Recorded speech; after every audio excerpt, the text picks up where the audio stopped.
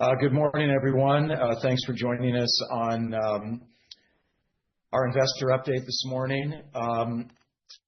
It's kind of an odd time. Obviously, a lot of things have happened in the world since we put out the announcement of this event. Trust that everybody is safe and sound, and hope that things continue to work out okay. Obviously, it's affected a little bit of what's happening for us in Dubai, etc.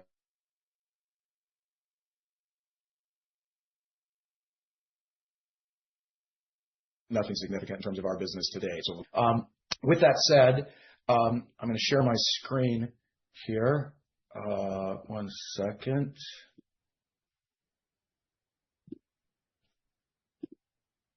There we go. Jace, does that show up okay? Looks great. Okay. So, today what we're going to do is, you're just not going to hear me speak the whole time as usual.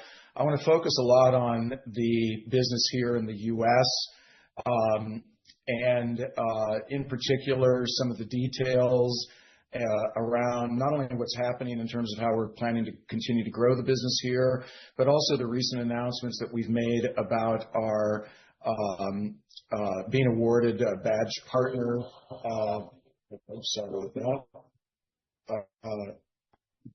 Being announced as a badge partner with TikTok. And in addition to the announcement that we made yesterday about the launch of QYOU Amplify, which Peggy Lynn will get into. I'll be joined today by Glenn Ginsburg, who many of you have heard speak previously. Glenn is the president of QYOU USA and the leader of that team. Glenn has now been with us, I think we celebrated Glenn's 10th anniversary, which is unbelievable, or we're close to it if we haven't. And Peggy's been with us for about a year and a half now, and has been serving in the role as our Vice President of Account Management and Planning, and as a result of the launch of QYOU Amplify, added the title as General Manager of QYOU Amplify. The two of them will walk you through some of the details of that are happening around both of those businesses. And I'm left with a little bit of time, 12:15 Eastern Time and 9:15 a.m. Pacific Time, to take some questions from all of you. So, what I wanted to do a bit this morning is review for everyone a little bit of who we are as a business, what we're doing, why we're doing it, and where we are as a company going forward. As many of you who have been longtime shareholders know, we've gone through a lot of different twists and turns with television channels, with mobile gaming, with other things that we've attempted and that at times have been successful and at other times have not been successful as we've continued to build the business of QYOU Media. Approximately 18 months ago, we made the decision that we were going to focus the complete power of the company behind the two business units that were both growing year over year in terms of revenue, and we're also growing year over year in terms of EBITDA generation and profitability. And so we've now completed the task as of the beginning of this year, and we really were kind of pretty much getting that done at the second half of 2025, second two quarters of 2025, of ridding ourselves of both the distraction and the financial burden that had built up to be substantial on our results from the businesses that were just not growing and providing profitability in the ways that we expected. And so, as a result of that, the company is now completely in an industry that's been described for people that in the world that we work in as the creator economy. And what is the creator economy? The creator economy is the business that is utilizing YouTube, Instagram, TikTok, Snapchat creators or influencers to market the brands and products of companies to ultimately create transactions. So whether that's something that we might be doing for Heinz Ketchup to be able to get people to go to the grocery store and buy more ketchup, or go to their local burger stand and hope that they have Heinz Ketchup there, we may be running campaigns to do that. And by the same token, we may be running a campaign to get more gamers to want to purchase the game Call of Duty, or for Paramount Pictures for more people to go see the movie Mission Impossible. Everything that we do revolves around the process of getting these creators to work with storytelling and content that's going to create a compelling reason for someone to want to create purchase intent, or in the case of movies, obviously going to the theaters. So the problem that's emerged as this has taken place is that obviously traditional ads on television, everybody I'm sure on this call is well aware of this, traditional television, print, billboards, things that were used in the past for advertisers to reach audiences and create purchase intent are going the wayside very quickly. And what's taken over is the area of ads on Meta, through Meta, on Facebook, on Google, on these platforms like Instagram, TikTok, Snapchat, YouTube Shorts, etc., where people are watching content on these platforms in incredible numbers, and Glenn will talk a little bit about that more momentarily, and creating their reason for wanting to purchase items and services. This is the business that we're in, where it's a huge growth industry, and it's an area that we've been working on for 10 years, which honestly makes us among sort of the OGs, if you will, and people that have vast experience in this space. Why are people so focused on this? It's because it's all about authenticity. And there's been a lot of chatter that's happened over the last couple of years about AI and AI fakes and other things that are happening. But there is a tremendous amount of research that shows that authenticity, believability, people following these creators and influencers who they believe in, whether it's for a young girl who's looking at it for a perfume or beauty product that she might want to purchase, or whether it's a golfer who's looking for someone for his new chipping wedge that he wants to buy. People follow influencers and these people and creators on these platforms because they trust the voice of those people to be able to give them strong recommendations. So part of what we're constantly focused on is creating authentic, impactful content that can get people to believe in the products that are being served up by these influencers and communities they follow. The next thing that's been a problem is that the social media landscape has been extremely fragmented. There are a lot of different platforms. It's not like the old days of television where you might choose different channels that you were placing your ad on, but the delivery vehicle, the TV set, was all the same, and it was a 30-second ad. There are a lot of different forms and ways that content can be produced and distributed. We believe that we're leading the charge in many ways, which is evidenced by the awards that we've been winning both here and in India over the last couple of years. And so in that sort of fragmented social landscape, part of what we're doing is trying to create a way that people can have a one-stop shop to be able to solve some of those problems. And the final thing is the lack of data-driven performance. While you would think that in the digital space, it would be easier and more developed in terms of the metrics that are being delivered to the brands and agencies and ultimately our customers about what's happened, there's still a lot of different metrics that are scattered and tools and things that do not have that as, I guess I'll call it, organized and developed as you may think. We've been doing a lot of work in the background in our technology. Again, you'll hear Peggy and Glenn talk a bit more about that in specifics, but you'll be seeing more technology announcements as we go forward to do that. So our solution, as I've just mentioned, is that we believe that we can do creator-led marketing at scale. That's because we've been doing this for so long, because we've developed such a broad swath of customers in different verticals and categories, that we feel strongly that we have that ability. Of course, everybody talks about AI-powered technology. We have our own internal AI task force that are led by Chase. We've been developing all sorts of different internal tools that are leveraging that technology to make us work more efficiently and more effectively. You'll again be hearing about things that we'll be rolling out across 2026 and beyond that are leveraging our capabilities in the market around that. So we are increasingly driving the business forward on a technology basis. As most or all of you are aware, we run our activities in both North America and India through Chatterbox. This puts us in a unique position to be able to take on global campaigns. With the recent launch of our operations in Dubai, that's increasing.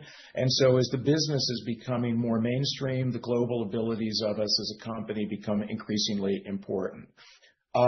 We have a huge track record. We've got over 1,200 campaigns that have been run between the companies for Fortune 500 companies around the world. And so the list of clients that we have, the verticals that we operate in, et cetera, continue to grow, and we continue to develop and unveil new areas for us to get into. And finally, as I mentioned at the beginning, the shift that we made was to focus on two businesses, which seem to be a smart decision, that are not only scalable, but also growing and providing profitable growth. And so although all of us are bemoaning our share price and extremely disappointed that the market is not yet caught up to what we think we're doing as a business, we are convinced that if we continue to deliver growth and profitability, that ultimately the share price will follow. What is our growth strategy? We are, as this shareholder call is part of, is we're going to increase our outreach. We believe there are family offices and media investors. When I talk about media investors, I'm not talking about necessarily people that are investing in the media companies like Paramount or Disney, but in the media of companies that are the advertisers that are using these platforms for reaching consumers. We have a lot of increased inbound interest from these types of investors. And again, we think we'll be seeing the impact of that going forward. Every brand on the planet Earth is using this now. So there's a big, strong push by both our business here in North America as well as India to increase the verticals and different categories that we're operating in. We're deepening our relationships with the agencies that we're working with and the various partners that we have, both from a technology point of view and from a brand and customer point of view, to be able to develop that further. And finally, we think that our global positioning is unique and can allow us to do that. As we sort of get more tactical in terms of how we're doing that, Glenn will speak more about the focus of what we're doing in the company to create more enterprise-level businesses, but we're doing that both directly with the brands themselves and also with the agencies that we're working with. Through those agency relationships and brand relationships, we're beginning to develop a deeper technology relationship with them, which is proving to create more stickiness in the relationships that we have with them, along with creating increased size of the campaigns that we're running, et cetera. In India, as many of you know, we have an influencer management business that we run. Here in the US, while we don't directly manage influencers, because we've been in the business for the length of time that we have an extraordinarily deep talent network that we tap into. And as that continues to grow and develop, we're constantly building that, and that's a great resource for us to be able to tap into as we grow. And finally, we've started to have increasingly meetings with potential strategic partners. Glenn and I had one just last week with someone who is working in sort of different areas of the creator economy and different territories in the creator economy as we look to grow the business and create more, again, of a global presence. Geographically, we are now, as I mentioned, US, India, and recently Dubai.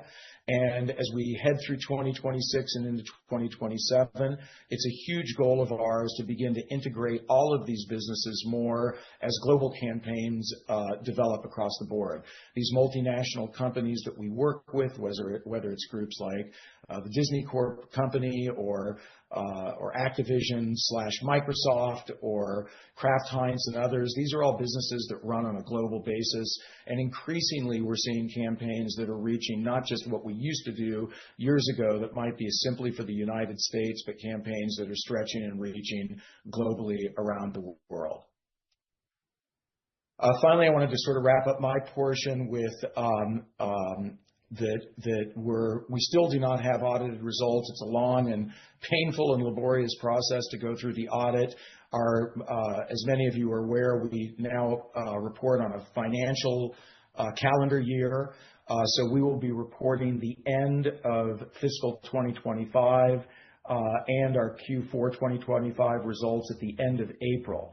In the meantime, because these are positive results and we want to get out as quickly as we can, we will be releasing sometime in the month of March, date TBD, where we will be reporting some preliminary unaudited high-level results for the year and for Q4.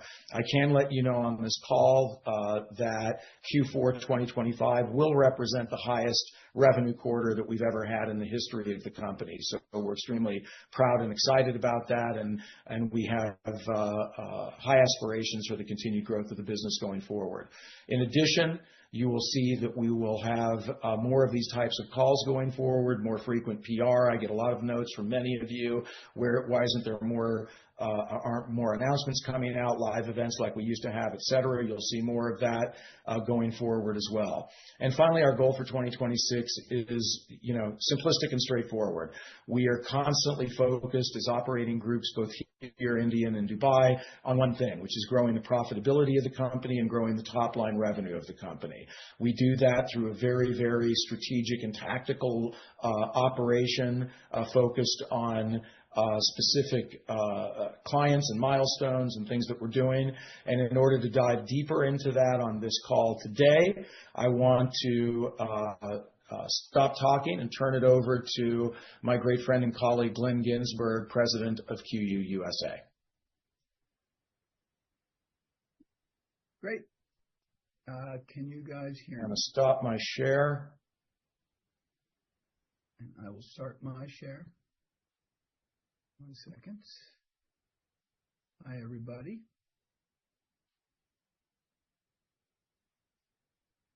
Just want to make sure everyone can see my screen. Yes, looks great. Okay, great. Thanks so much, Kurt, and thanks for having me join today. Look forward to kind of sharing what we're seeing in the market currently. For 2026, and based off of that, our approach. So let's first kind of start off with kind of the opportunity that we're seeing. Right now, and Kurt speaks of the creator economy, which is a very, very large overall market, which is inclusive not only of what we do, but also e-commerce and creation of new IP. But when we focus in specifically on what is our market that we are going for, specifically, and in the U.S., this is not even a global number, we're looking at a projected $35.6 billion market, which represents the capital that brands are paying directly to creators to make posts on their behalf, and the media or amplification that's going into those posts to ensure that it's reaching the audiences that they're aiming for. So it is this is specifically, dead center where Q operates each and every day. It's a healthy growing market. This 35.6 billion represents a 30% year-over-year growth. Kind of when looking at the landscape of who are providing these services, the challenge and the opportunity is, one, it's a very fragmented market. There are a lot of people and a lot of different types of companies that are serving brands.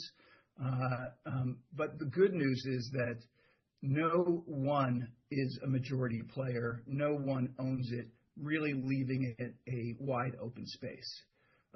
For example, a major player in the market would be representing, of that 35.6, managing 100 million, which is only a fraction of the percentage of the value of the market, and maybe a powerhouse that's managing, 500,000, only again has a slight share of the overall market.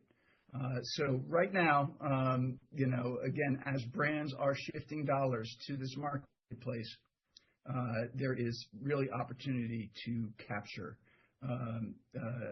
significant dollars. So kind of with a little bit of the call to action, the ultimate winners are those partners that can scale. Brands expect a certain level of service and quality, and the trick is how do we get to that situation where we can manage hundreds of millions of dollars and provide the same level of service to our partners. Next page. So, as I mentioned, kind of this growing market, a kind of a rule of thumb, and while sometimes it takes a little bit longer than you would expect, but always ad dollars, advertising partnerships follow where audiences go and audience behavior. And Kurt mentioned this at the top, that traditional television, print, etc., has been overtaken by social media, and creators are the conduits to those audiences. The big stats that we're seeing right now is that that marketers are now allocating more than half of their total digital ad spend to creator collaborations, and we are now seeing the emergence of some of the top tier companies, having annual budgets of $100 million plus, toward shifting directly from those traditional media outlets to social media.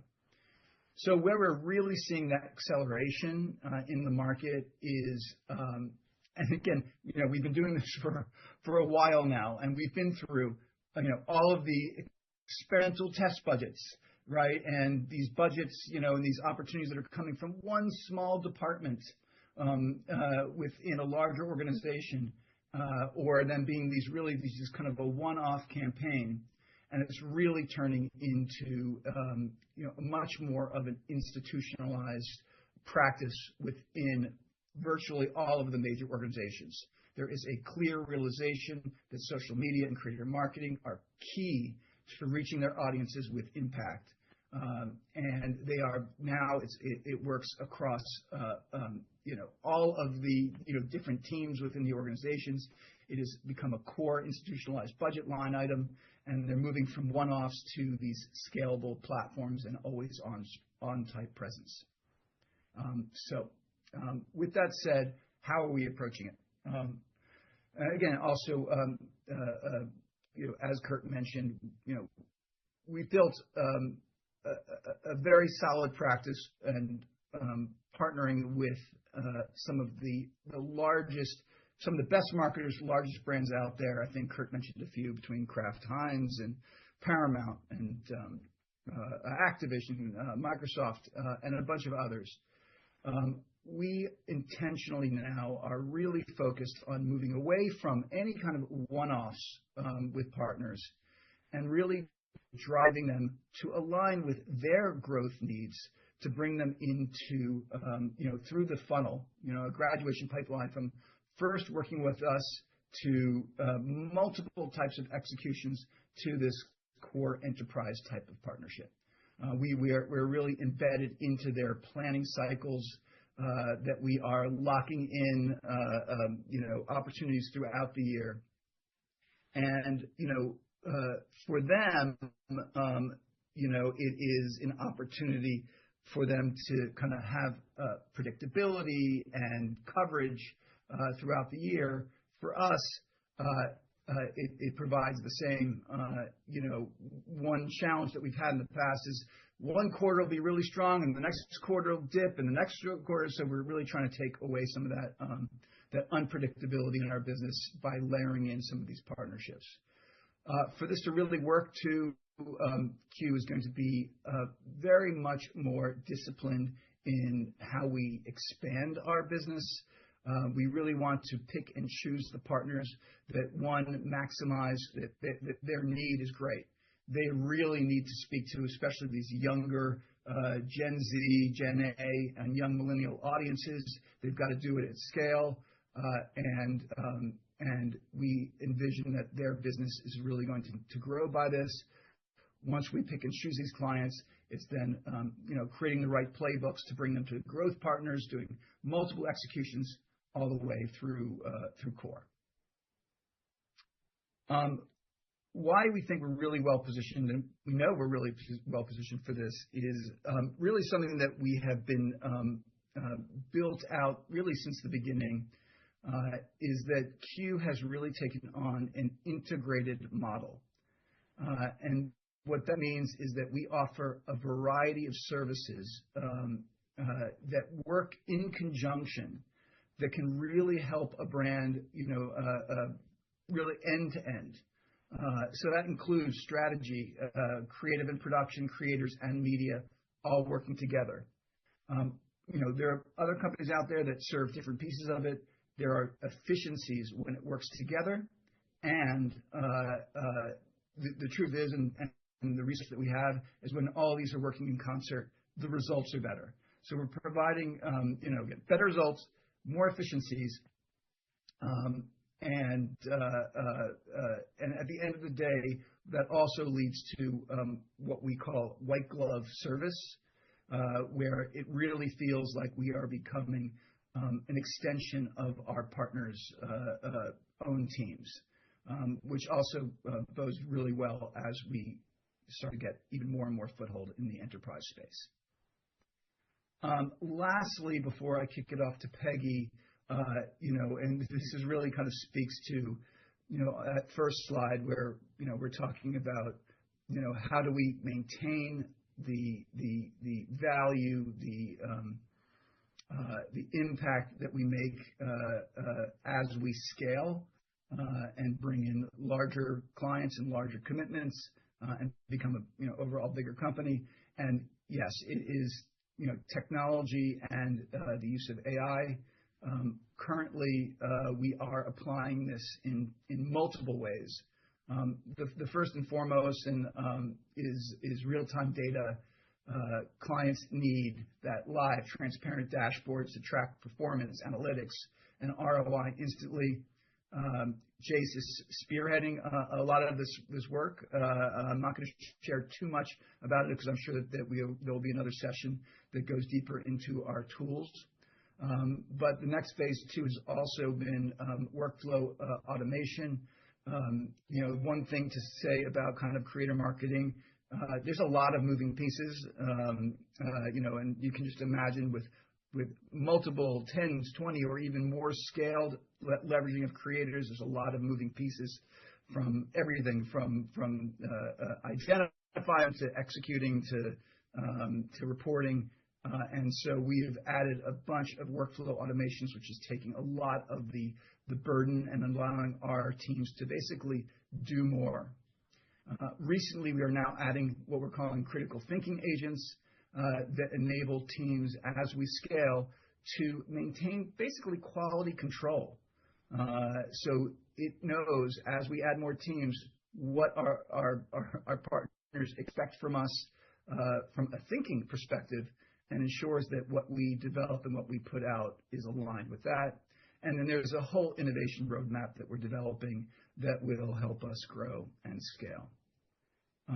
So with that said, that's kind of a recap of our thinking and where we're going.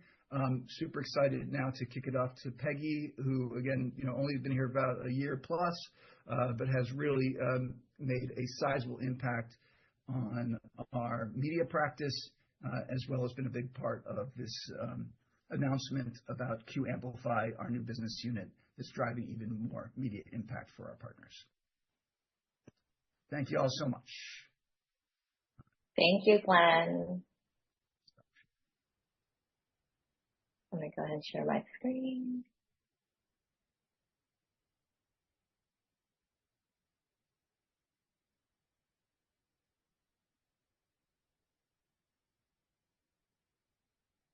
I'm going to share it. See if it's okay. Looks great. Awesome. Thank you, Jace. So thank you, Glenn. So he covered the market on the macro level in terms of the investment that brands are spending on creator economy. So he referenced the $35 billion spending.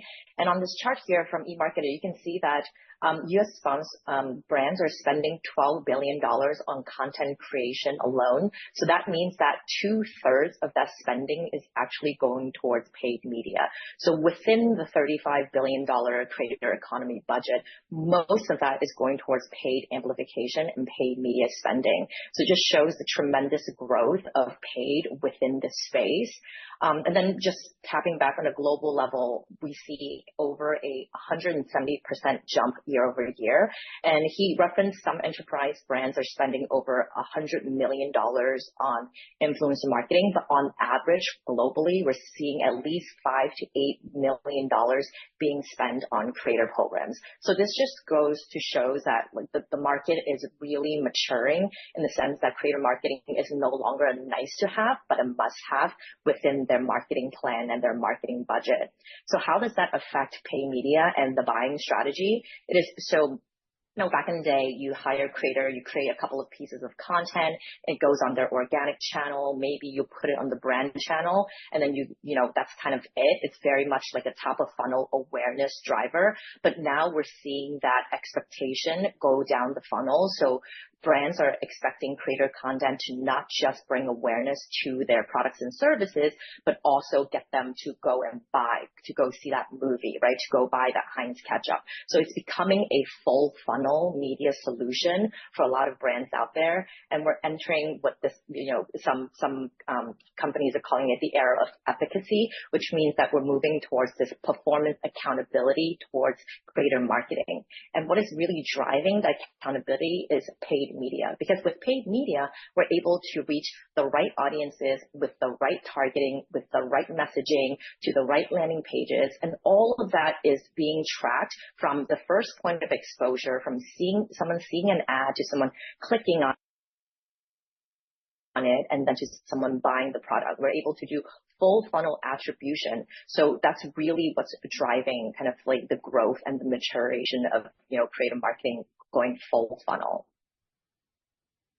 So we had a couple of really exciting announcements recently, and this one was announced a couple of weeks ago that we're now officially a badge partner of TikTok. This has been, I think, from my knowledge, 2 years in the making, and it just goes to show that this is kind of like the best time for us to be badged. In order to become a badge partner, there's a couple of things we had to do. We had to show a growth in spending on TikTok month over month, consistent growth, and that's thanks to a lot of the clients that we're working with, increasing the media spend with us. We're also being able to use a variety of their products on TikTok. So we're using different types of tactics to help our customers drive the acquisitions of their products, and also requires everybody on my team to get TikTok certified, myself included. So with all of that combined, we're able to get badge. As you are familiar, there's hundreds and thousands of influencer marketing companies and agencies out there trying to get badge. So it is a very competitive program. So we're really excited. We're finally being recognized by TikTok. And what being a badge partner means is just shows to all of our clients and potential customers out there that we have proven platform expertise, that we have competency not just within media, but we also understand creative. We also understand the way that measurement is done on the platform, and we also understand compliance. And why this is important. And of course, like I said, it sets us apart in a very competitive landscape. I was just in a meeting earlier this week with Warner Brothers, with the brand team that oversees influencer marketing, and they're happy to introduce us to their media team because their media team only works with companies that are badged by TikTok. So that's just like a sign of validation. It gives us a competitive edge. It also gives us access to things like dedicated support and training. And what I really like is also it gives us first access to new products. As you know, these social platforms are evolving on a daily basis, and they're always coming out with better products to reach the customers, to drive that type of acquisition and ROI. So we have access to these products, which means our clients gets access to these products, giving them a competitive edge towards their competitors. And then there's also additional opportunities like co-hosting events and co-pitching together. We are doing a couple of road shows this year, so we're able to bring in experts from TikTok to just help deepen kind of the education with our client within their vertical expertise, and also just to help echo some of the expertise that we bring to the table. So all of this said, to summarize, being a badge partner with TikTok just goes to show that we have met the highest standard of performance, of quality, and also innovation. So with that, we're super excited. As of yesterday, our press release went out to launch QYOU Amplify. And what QYOU Amplify is a dedicated media and analytics unit within QYOU that is built to service our clients to help them scale their campaigns. So taking their influencer marketing campaign and really scaling it full funnel across paid and organic channels. And how we differentiate ourselves from other competitors is oftentimes, a traditional agency or traditional marketing company will create content with creators, and then the media is kind of an afterthought, or they'll give the media over to their media agency, and then they take a blanket one size fits all approach. You just kind of throw the content into their paid social campaign and just let it run, and they don't really see a lot of good performance there. But we are integrated from day one. When we get a brief from a client based on their objective and their KPIs, we put forth the best proposal in terms of the creator mix, the media mix, what is the split between creator to media, what type of format, and what type of content we should be utilizing, and also the platform recommendation. Should this be on TikTok only? Should this be on TikTok and Instagram? Should we also extend into YouTube? We also activate on Snap. We also are on Twitch for some of our gaming clients. So our team is really experts across all the social platforms, and we can plug in whichever platform based on what we think makes sense for the campaigns. And also everybody on my team, besides being certified on TikTok, they're also the account managers for all of these campaigns. So they have the most intimate knowledge with what the campaigns consist of from a creative and a content perspective, right? So they know that based on these types of creators that we're working with, we should be reaching these types of communities. So we're able to use very precise targeting to reach the best audiences efficiently on these platforms. And also everybody on my team are in the platforms daily optimizing the campaigns on behalf of the clients. So we are hands on keyboard in the campaigns ourselves optimizing. And all of that, what does all of this mean? It just means that we're able to get really good performance for our clients. And in the past year, some of the metrics that we're seeing, 2 to 3 times higher views and click-through rates based on industry standard or even sometimes client data. That just means that we're able to get much more efficient cost per view, engagement metrics, and also clicks for our clients. And for some of the acquisition clients that we've done campaigns for in the past year, we're able to lower acquisition costs by up to 70% compared to their traditional ads, compared to even like promotional ads where they're giving discounts and percentages off. We see that our content is still outperforming. And that's a testament to how awesome our content is, but also how well our paid media strategy and approach is. And since we have just launched and formalized going to market, there is a couple of things that we're still working on in terms of, really formalizing the team that we are going to really build out our capabilities from the paid and analytics perspective, going to market with a very cohesive story, continue to develop our partnerships with different tech and measurement partners out there. We do quite a bit of brand lift studies for our clients. So we want to continue to build a stack of different partners we can leverage to really help enhance our paid media capabilities and measurement capabilities. And also we're excited to use Amplify as an entry point to engage with larger teams. For example, traditionally, we've talked to mostly brand and influencer and content teams, but now we're getting our foot in the door with media teams, really just broadening our client mix. And we know that traditionally the media teams still hold most of the digital investments. So we're really excited about that. And then ultimately help drive year-over-year growth for our enterprise and our upfront clients and partnerships. And I think that is it for QYOU Amplified. I'm going to pass it over, I think, to Kurt and Jace to field questions.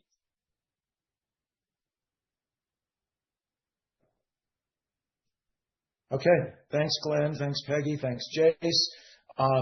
We've only got a couple of minutes left for right now. First, some of you on the call, I know already know this because I get emails from you, but my email address is Kurt, C-U-R-T, at QYOUTV.com, QYOU, with questions that you have about the business. I get them frequently. I do my best to answer them as quickly and as transparently as I possibly can. All I ask is if you do that, please give me a couple of days to respond, because my inbox does overflow with on a daily basis. The other thing I want to mention is that we will be doing another one of these calls focused on the India and Dubai operations with Raj Mishra and potentially a person or two from those teams joining us. Don't have an exact date set up for that yet, but as I mentioned at the top, we're going to do these with more frequency so that we feel like you guys have a better sense of what's happening. Final statement that I want to repeat again is that we are as chagrined and unhappy, disappointed, and frankly confused by the lack of support that we've gotten from the public markets. I think there's a lot of different reasons for it, but we're convinced that the only way for us to really fight against it in the long term is just to continue to deliver results. And so there's sort of no magic that we see that's going to be able to flip that. What we've got to do is continue to, on an annualized basis, show that the company is growing the way we're saying it's going to grow and delivering the financial results. So that remains the focus of our business going forward. I don't have time for too many of these questions. There was one about compensation. Not sure I quite understood the question, but what I will say is that we really have three costs in our business on an operational basis. The first one is paying the creators who are doing that we're working on creating the content with for the campaigns that we're doing. The second one is the one that Peggy was just talking about in detail, which is the media buying, boosting and amplification of those campaigns on the various platforms. And the third one is our staff and our people. I mean, obviously there's smaller things like office space and insurance and things of that nature, but mainly it's our people. And we pride ourselves, as Glenn said, in providing white glove service. We have an incredible group of people working for us who work tirelessly to deliver amazing campaigns to our clients. And so that doesn't come cheaply. And the bottom line is if you take off whatever the revenue number is and you subtract the creator costs, the media costs, and the people costs, along with a few other operational things, that's where we're striving constantly to reach an EBITDA number of at a minimum 8% and hopefully going forward closer to 10 to 12% as we head through 2026 into 2027. Someone also asked about the number of clients we have in the different tiers.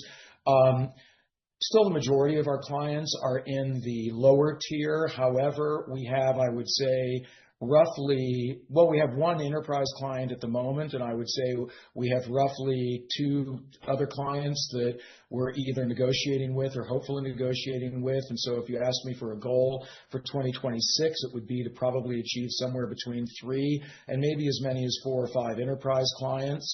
That would be roughly the same number for the growth partners. These are companies that we've been in business with for a while and that we're looking to extend them up to a higher level of spend with us as we move ahead. And then we are always mining for new customers in the lower categories. But as Glenn mentioned, it's critically important to us now, where we used to just sort of take a job because it was revenue and we could do it. It's now much more important for us to evaluate it in terms of what the long-term opportunity is with that client with respect to moving them up the path to become a growth partner and ultimately an enterprise client.